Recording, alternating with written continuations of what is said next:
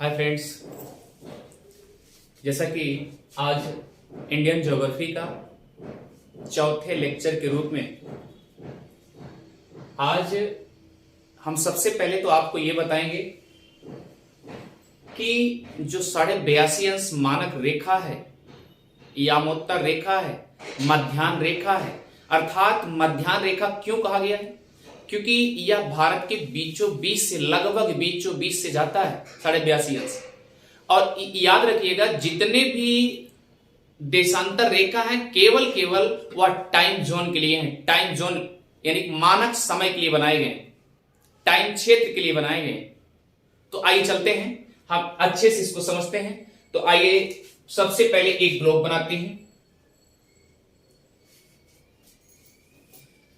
यह आपका ग्लोब है और दूसरा चीज ये देखिए कि यहां पर मान लीजिए 0 डिग्री है, ये 0 डिग्री, तो इसका मतलब क्या होगा? भूमध्य रेखा। भूमध्य रेखा या आप कह सकते हैं विषुवत रेखा। क्लियर? विषुवत रेखा। और दूसरा कंडीशन है, जैसे इसके नॉर्थ में आप जाएंगे भैया तो ये मिलेगा कर्क रेखा। ये तो बार बार बताया जा रहा है, कर्क रेखा। और इधर आएंगे साउथ में तो ये मिलेगा मकर रेखा। सवाल ये नहीं है, सवाल ये है कि जो आज हम बताने जा रहे हैं या आपको बताने जा रहे हैं कि 82.5 मानक रेखा क्यों माना गया। तो इधर देखिए 0 डिग्री देशांतर रेखा है, ये देशांतर रेखा है। अब आप सोचिए अगर 0 डिग्री देशांतर रेखा है तो इसका मतलब 0 के इधर जाएंगे तो आपको क्या मिलेगा? 1 डिग्री, 2 डिग्री, 3 डिग्री, 4 डिग्री, 5, इस तरीके से लगभग 82.5 के छोर पे जाएंगे कि नहीं जाएंगे? ये 82.5 देशांतर रेखा हो जाएगी। 82.5 या 82 दशमलव या 82 सही 1/2 मानक रेखा या देशांतर रेखा या यामोत्तर रेखा या मध्याह्न रेखा। आपको यह पता है ना कि मध्याह्न रेखा ये भारत के बीचों बीच से जाते हैं। और याद रखिए कर्क रेखा भारत के बीचों बीच से होकर गुजरती है। ये आपको पहले एक बार नहीं कई बार बताए गए। तो इतना समझना है कि ये जो मानक रेखा ही माना गया। तो एक सबसे पहले छोटे पैमाने पर देखिए, आइए देखते हैं, इसे मिटा देते हैं। यहां पर सवाल उठता है कि ये जो भारत है,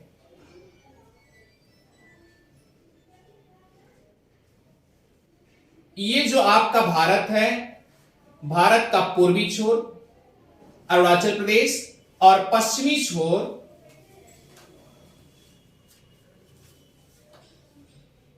छोर किधर है? गुजरात में। ये देखिए ये आपका क्या है? पूर्वोत्तर में, अर्थात अरुणाचल प्रदेश।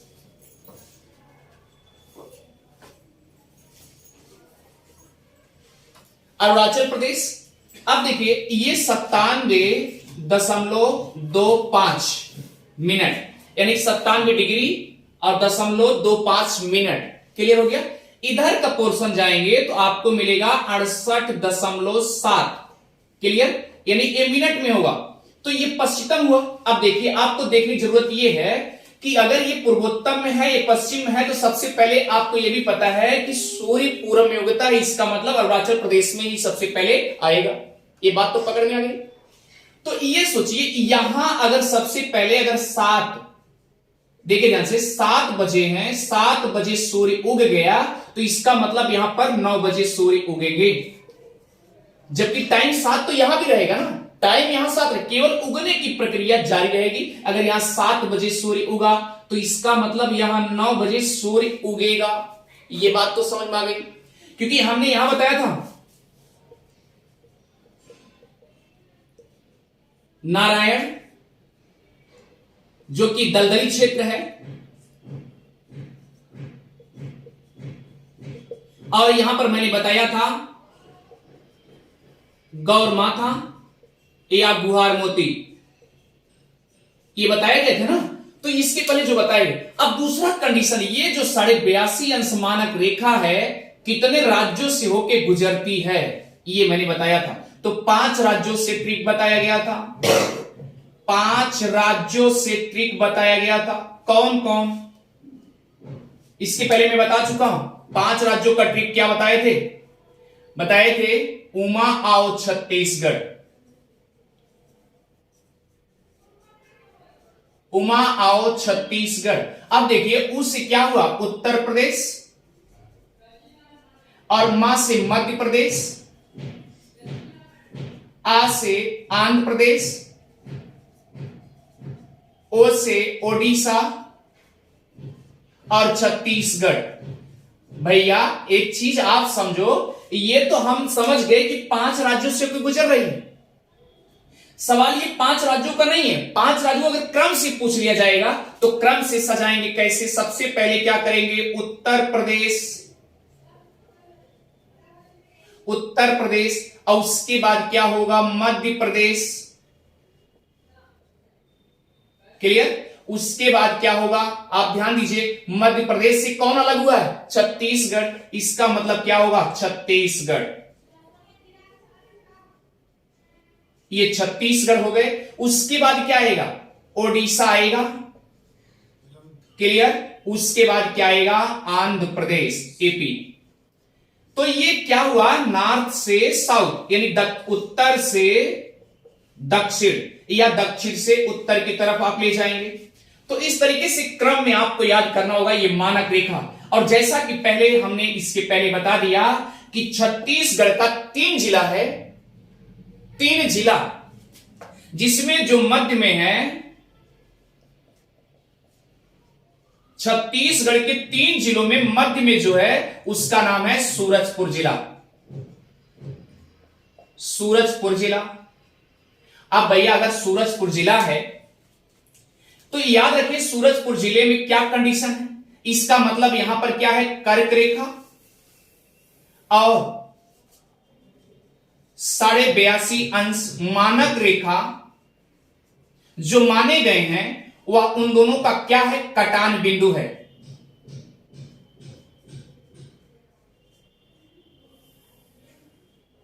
क्या है, कटान बिंदु है। ये बात तो समझ में आ गई उस जिले में। अब दूसरा कंडीशन क्या है, अगर ये कटान बिंदु समझ में आ गया तो अब सवाल उठता है कि आखिर 82.5 अंश क्यों माना गया। आइए चलते हैं। एक सिंपल ट्रिक है, जैसे आप मान लीजिए इधर का 97.25 है, इसे मिटा दे रहे हैं। आइए चलते हैं, 97.25 है भैया। अब इधर का कितना है, 68.7 है, 68.7 है। अब भैया इसको जोड़ोगे तो लगभग इतना आएगा, 5 और 9 ये हुआ।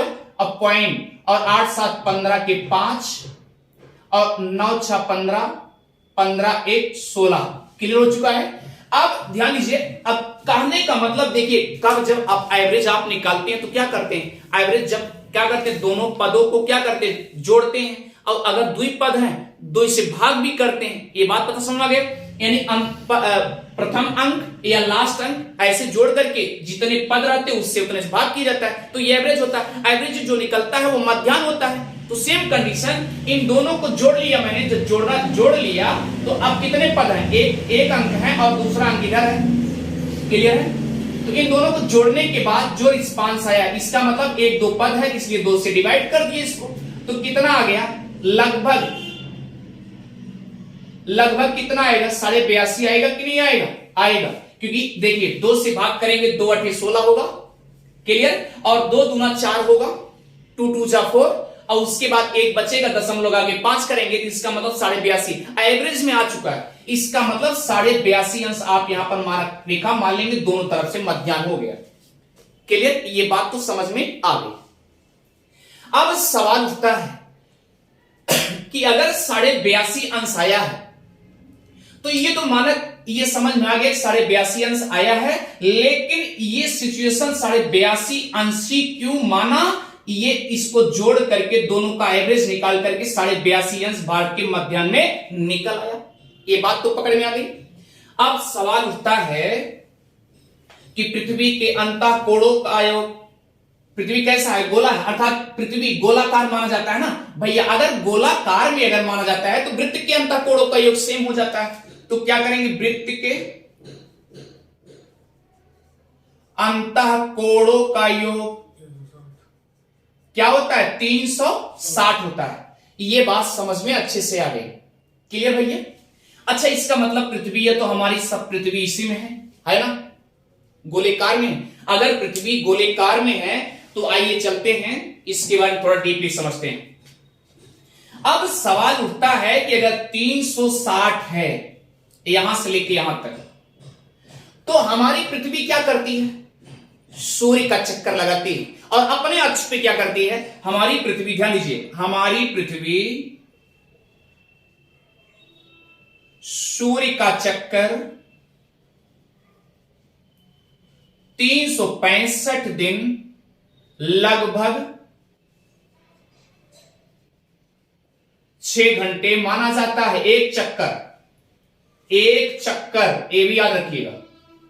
लेकिन भैया अब ये भी तो है, आपने जलेबी देखा होगा ना, एकदम सेम कंडीशन, ऐसे घूमती हुए तब ऐसे जाएगी। इसका मतलब पृथ्वी तो ऐसे घूमते हुए ऐसे से निकलती जाएगी। तो इसका मतलब पृथ्वी अपने अक्ष पर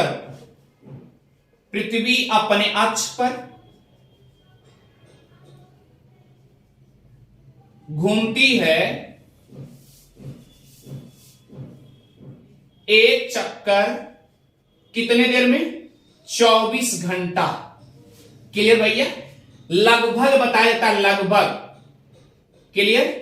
अब सोचिए, आप इतना दिमाग लगाइए कि अगर एक चक्कर लगा रही है टोटल, इसका मतलब कि अगर ये पूरे पृथ्वी क्या करेगी, एक चक्कर अपने चक्कर लगाने में 24 घंटा लगा देती है। तो अब सोचिए कि अब क्या होगा कि 360 का चक्कर लगाएगी, 360 डिग्री टोटल हो रहा है कि नहीं हो रहा है। इसका मतलब 360 डिग्री को 24 से हम भाग कर देंगे, टोटल कितना आ जाएगा, 15 डिग्री। क्लियर। तो ये सोचिए कि अगर एक घंटे में, या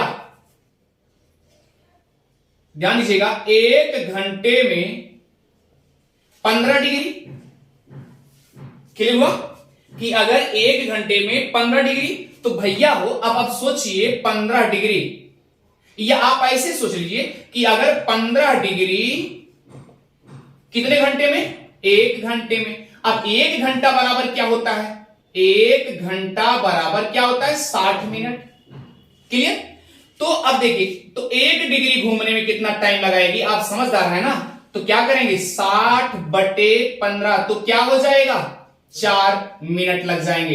इसका मतलब एक डिग्री घूमने में या एक डिग्री प्रकाश लाने में क्या करेगी, 4 मिनट का समय लग जाएगा। ये बात तो समझ आ गई। तो आइए सोचते हैं, अगर एक डिग्री घूमने में 4 मिनट लग गया, तो इसी 4 को इससे भाग करेंगे भैया। तो ध्यान दीजिएगा, अब आप सोचिए अगर इसको हम 4 से भाग करेंगे तो क्या होगा, जरा देखिए आप, ध्यान दीजिएगा, 4 पंचे 20 हासिल 2। क्लियर। 4 दूना 8, 8 2 10 की 0 हासिल 1। क्लियर। अब देखिए 4 8 32, 1 33, 323, यानी 3300 टोटल हो गया। लेकिन एक दशमलव है तो यहां दशमलव लगाएंगे ना, दशमलव लग गया। ये बात तो समझ में आ गई ना।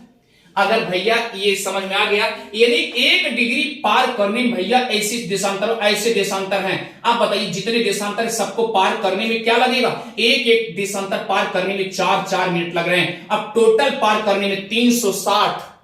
ये बात तो पकड़ में आ गई ना। तो सेम कंडीशन ये है, अगर यहां 330 आ गया है तो अब क्या करेंगे। अब आगे देखिए, आप इसे मिटा दे रहे भैया। अब आप सोचिए अगर 330 है टोटल, तो इसे क्या करेंगे, घंटे में कन्वर्ट करेंगे। तो एक घंटा बराबर 60 मिनट। तो ये भी तो मिनट में आया हुआ है, क्योंकि 4 से गुणा किए तो मिनट था ना, ये मिनट था तो ये भी मिनट में आया। तो मिनट में जब भैया आया है तो हम 60 से फिर इसको भाग करते हैं। तो क्या होगा, 60 पंचे क्या होगा, 300 होगा। अब बचा कितना, 3 आया, तो ये तो घंटे के रूप में कन्वर्ट हो गया ना। अब देखिए क्या हो गया, तो ये तो मिनट, टोटल मिनट था, इसको घंटे के रूप में कन्वर्ट किए, तो अब देखिए क्या हुआ, 5 घंटा, ये जो रिमाइंडर बचा, शेषफल बचा 30 मिनट, इसका मतलब यही है अंतर।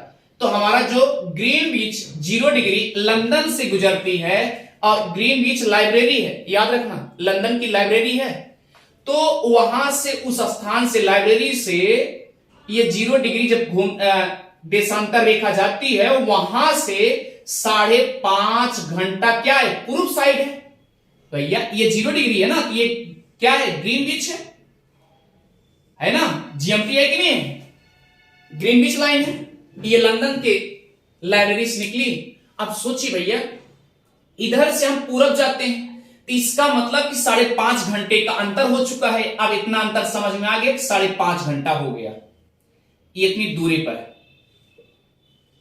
क्लियर, 5.5 घंटा तो ले लिया गया कि 5.5 घंटे के अंतर पे है, लेकिन आपको यह ध्यान देना होगा कि हमारा जो आगे है या पीछे, इसका मतलब आगे है, क्योंकि सूर्य पूरब में उगता है, तो सबसे पहले यहां आगे उग जाएगा, तब धीरे धीरे इधर आएगा, आएगा कि नहीं आएगा। तो यहां भी कंडीशन एक है। अब देखिए, ये बात समझ में आ गई। अब इसको हम जोड़ते हैं ट्विलाइट से।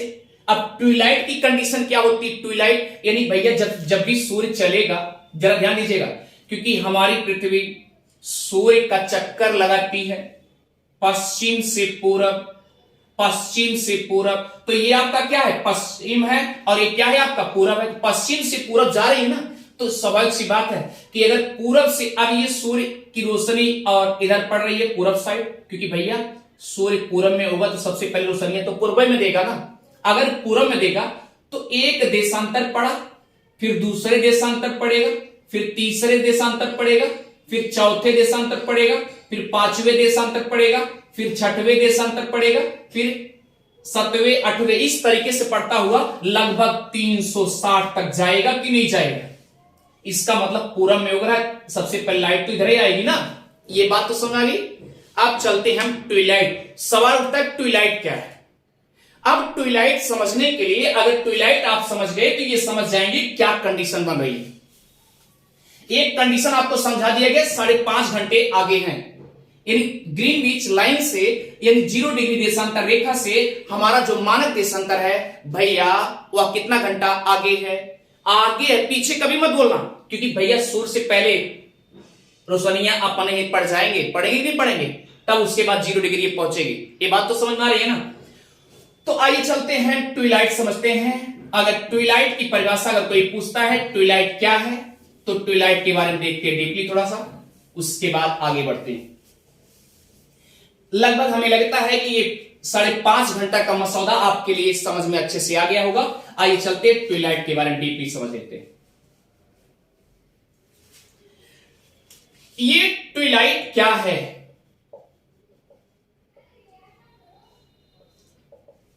अब सवाल उठता है कि ट्विलाइट तो है, लेकिन ट्विलाइट का देशांतर से क्या संबंध है। सवाल ये भी उठ रहा है ना कि अगर यहां ट्विलाइट वाली कंडीशन आ गई, सूर्य अगर मान लीजिए भैया सूर्य का प्रकाश निकला, और प्रकाश निकलने के बाद देशांतर तो पड़ेगा, देशांतर पड़ेगा, क्योंकि मैंने बताया कि उसी को मानक मान करके टाइम शोधित किया गया है, टाइम को भी माना गया। तो सेम कंडीशन ट्विलाइट जो है, ट्विलाइट ध्यान दीजिएगा, ये ट्विलाइट जो है इसकी एक सेम परिभाषा समझिए। जैसे सूर्य उगा, सूर्य उगने से पहले और सूर्यास्त के बाद, जब सूर्यास्त हो गया और सूर्य उगा नहीं है, तब भी कुछ डिम डिम लाइट आती है कि नहीं आती। अगर डिम लाइट आती है, हल्की लाइट आती है, तो वो बेचारी किसी तरीके से तो वहां से निकली, लेकिन आने से पहले क्या होता है, तो ढेर सारे एटमॉस्फेयर में, वायुमंडल में, हमारे वातावरण में धूल कण वितरित होते रहते हैं। और धूल कण अगर वितरित होंगे तो स्वाभाविक सोचिए क्या होगा, वहां की लाइटिया क्या करेगी, उसको क्या करेगी, उसको रेतते हुए, छेदते हुए आगे निकलेगी, तो और डिम हो जाएगी ना। तो सेम कंडीशन यही, इसी को ट्विलाइट कहते हैं, यानी सूर्यास्त के बाद और सूर्य उगने के पूर्व जो सूर्य का प्रकाश हमारे धरातल के पास आता है या देशांतर रेखा पे पड़ता है, लेकिन धूल कणों को छेदते हुए आप ये कह सकते हैं उसे रेतते हुए आगे बढ़ती चली जाती है बेचारी किसी तरीके से। लेकिन अगर धूल कण मिल गए तो स्वाभाविक सी बात क्या होगी, डिम हो जाएगी, धीमी हो जाएगी। उसी को ट्विलाइट कहते हैं। कहते नहीं अरे यार बड़ा टिमटिम तारा जैसा दिख रहा है, टिमटिम तारा जैसा दिख रहा है। तो सेम कंडीशन, सूर्य उगा तो, लेकिन उसकी लाइटियां जैसे टिमटिमाती हुई आ रही बेचारी। क्या करे, टिमटिमाए क्यों आए? क्योंकि अभी देखिए दरवाजा आप खोलेंगे, सूर्य की किरण आई तो कभी कभी धूल के कण उड़ते हुए दिखते हैं ना, लेकिन अब उसमें क्या हुआ, सूर्य की किरण आने के बाद लगता है, मालूम पड़ता है कि धूल उड़ रहा है और उसमें सूर्य की किरण जो है टिमटिमाते हुए नजर आती है। तो इसी को ट्विलाइट कहते हैं। ये बात समझ। अब इसी को 3 भागों में बांटा गया है। चलिए ट्विलाइट, अब देखिए ट्विलाइट, मान लीजिए सूर्य ये है, क्लियर, सूर्य ये है, सूर्य की प्रकाश आया तो सूर्य प्रकाश जो आया ये लगभग पहले बताया जाता है कि टोटल 18 डिग्री तक ही जाता है सूर्य का प्रकाश। ये आप नोट करेंगे। इसी को ट्विलाइट के रूप में बांटा गया। ये बात तो समझ में आ गई। ये सोचिए कि इसे जो 18 डिग्री, टोटल 18 डिग्री तक सूर्य का प्रकाश इधर देशांतर रेखा पे भैया जाके पड़ी। और ये भी ध्यान दीजिए, सूर्य क्या करता है, सूर्य का जो ट्विलाइट है वह भी पूरब से पश्चिम मूवमेंट करता है, घूर्णन करता है। ये भी ध्यान दीजिएगा। और लेकिन कहां घूर्णन करता है, अक्षांशों पर। तो नोट करते जाइए, सूर्य के प्रकाश, पहले तो ट्विलाइट की परिभाषा आप लिखेंगे, नोट करते जाइएगा। पहले ट्विलाइट की परिभाषा, उसके बाद आगे बढ़ते हैं।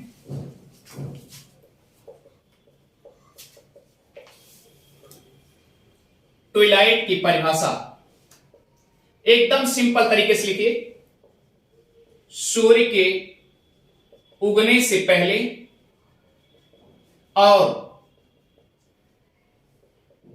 सूर्य के उगने से पहले और सूर्य के अस्त होने से पहले, सॉरी, सूर्यास्त के बाद,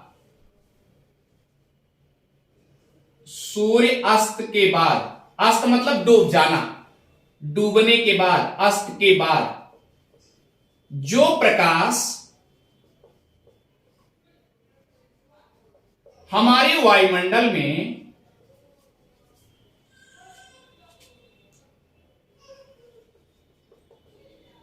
धूल कण को वितरण करते हुए आते हैं, वितरित जिसे कहते हैं, वितरित करते हुए आते हैं, उसे ट्विलाइट कहते हैं। उसे क्या कहते हैं, ट्विलाइट कहते हैं। इसे कितने रूपों में बांटा गया? अब हमने बता दिया कि जो सूर्य का प्रकाश है, सूर्य का प्रकाश 18 डिग्री तक, सूर्य का प्रकाश 18 डिग्री तक ट्विलाइट के रूप में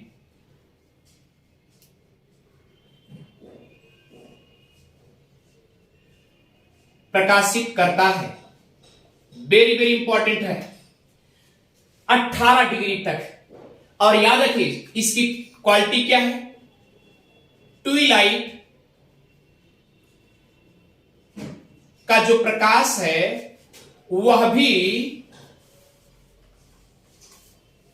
घूर्णन पूर्व से पश्चिम की तरफ अक्षांशों पर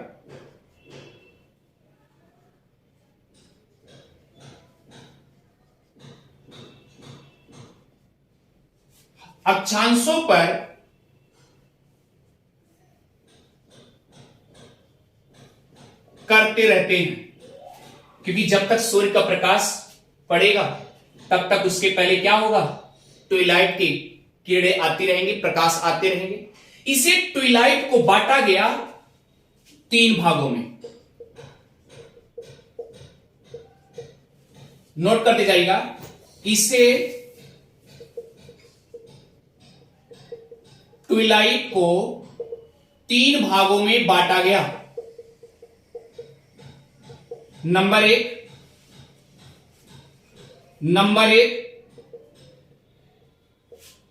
सिविल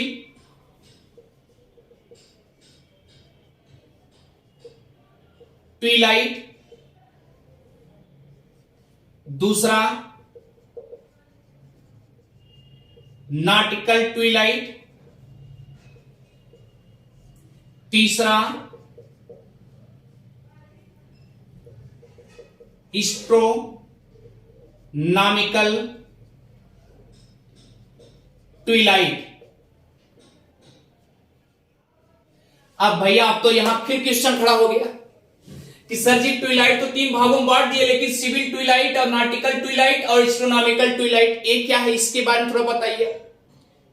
तो यही है, जब तक आप उसे डीपली नहीं पढ़ेंगे तब तक मजा सब कुछ किरकिरा है, बेकार है। और इसलिए अब आइए सिविल ट्विलाइट की परिभाषा आइए देखते हैं।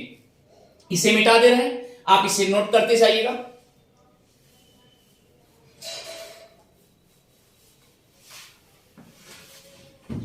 आइए चलते हैं सिविल ट्विलाइट।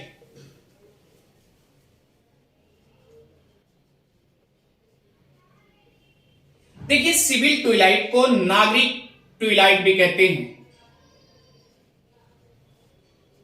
नागरिक ट्विलाइट भी कहते हैं।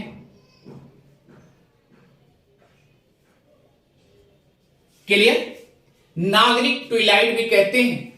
और यह केवल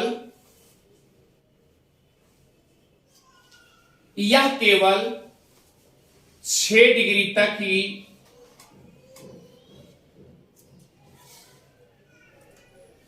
ट्विलाइट का काम करती है। क्लियर, अब चलिए दूसरे नंबर पे नॉटिकल ट्विलाइट। इसे कहते हैं समुद्री ट्विलाइट। क्लियर, समुद्री ट्विलाइट यह केवल 12 डिग्री तक ही काम करते हैं। क्लियर, आइए तीसरे नंबर पर एस्ट्रोनॉमिकल।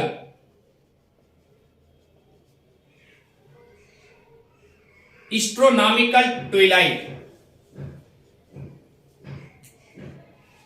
एस्ट्रोनॉमिकल ट्विलाइट यह जो है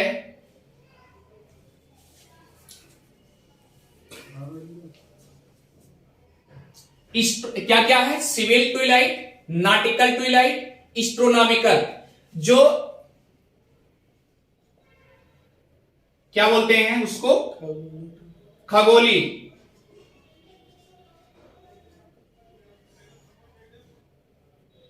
ट्विलाइट, खगोलीय ट्विलाइट, यह केवल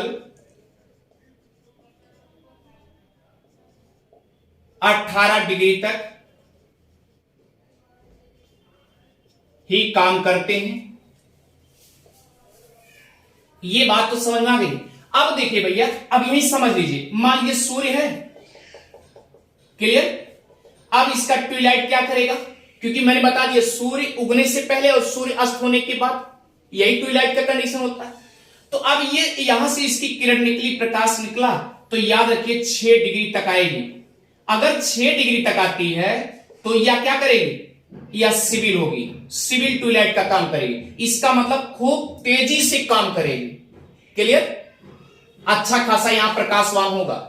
अब उसके बाद जब 12 पे आएंगे तो क्या होगा, नॉटिकल ट्विलाइट, यानी कि इसे क्या बोलेंगे, समुद्री ट्विलाइट, यानी कुछ मध्यम हो जाएंगे, मध्यम हो जाएंगे।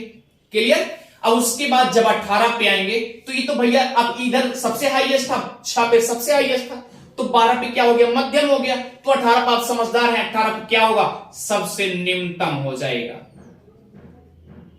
सबसे निम्नतम की कंडीशन बन जाएगी 18 पे। इसका मतलब ट्विलाइट की कंडीशन कब कहां तक होती है, केवल 18 तक ही भेद पाती।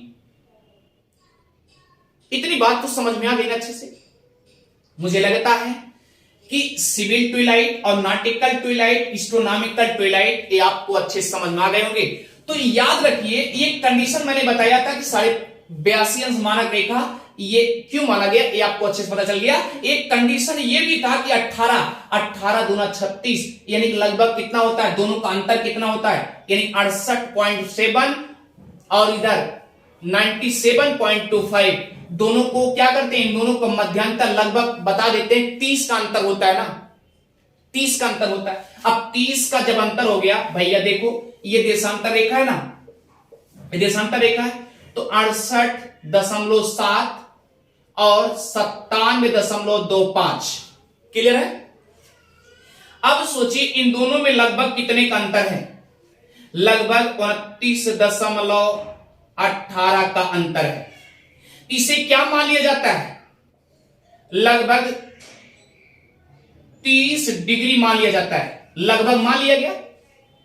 अब सोचिए, अपना दिमाग लगाइए, कितने डिग्री पड़े, 30 डिग्री पड़े, और 1 डिग्री पार करने में कितना मिनट, 4 मिनट, इसलिए 4 से गुणा किए तो क्या हो गया, 120 मिनट हुए प्यारे। और 120 मिनट को घंटे में कन्वर्ट करेंगे तो कितना घंटा होगा, 2 घंटा होगा, यानी 2 घंटा। अब सूर्य किधर होगा,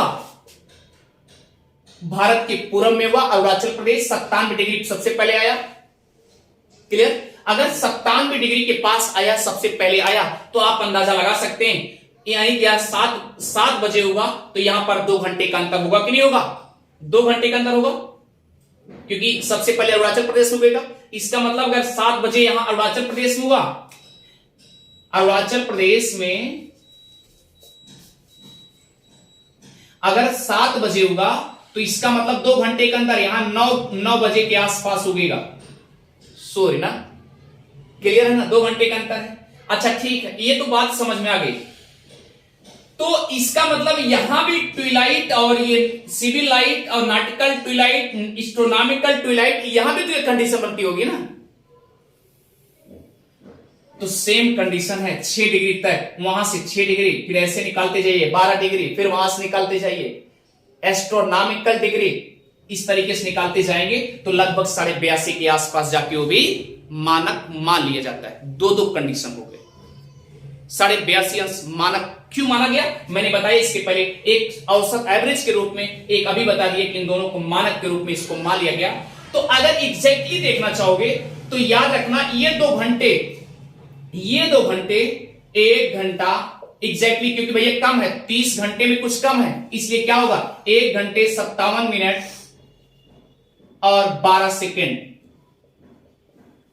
पूरब से पश्चिम का अंतर है एग्जैक्टली, यानी पूरब में, ध्यान दीजिए, पूरब में अगर 7 बजे हुआ है, पश्चिम में कब उगेगा, उसमें 1 घंटा 57 मिनट 12 सेकेंड अगर एग्जैक्टली आप जोड़ देंगे, उतने टाइम पर आपका क्या हो जाएगा, गुजरात में दिखाई देगा। थैंक यू, और मिलते हैं इससे बेहतर क्लास में। नेक्स्ट क्लास होगी जो 5वीं क्लास। और हां, आप ध्यान दीजिए, उदय जीएस रिसर्च सेंटर को सब्सक्राइब करना, शेयर करना और कमेंट भी करना कभी ना भूलें। Thank you.